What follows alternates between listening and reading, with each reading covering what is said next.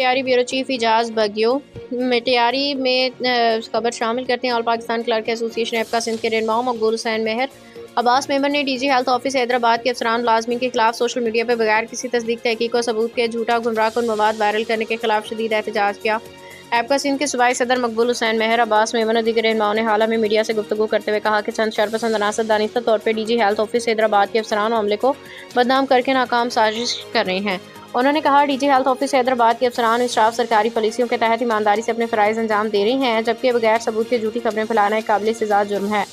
ایپکا رہنماؤں نے خبردار کیا کہ اگر ایسی منفی اور سازشیں سرگرمیاں فوری طور پر بند نہ کی گئی تو ایپکا سندھ ثبوتوں کے ساتھ ذمہ دار عناصر کے خلاف سائبر کرائم ونگ FIA میں مقدمہ درج کروائے گی، جس کے تحت قانونی کارروائی ہوگی۔ مزید کہا کہ ایپکا پورے سندھ سمیت پاکستان بھر کی نمائندہ تنظیم ہے جو بغیر کسی ذاتی مفاد کے سرکاری ملازمین کے حقوق کے لیے جدوجہد کر رہی ہے۔ ایسے جھوٹے پروپیگنڈوں کو ہرگز برداشت نہیں کیا جائے گا۔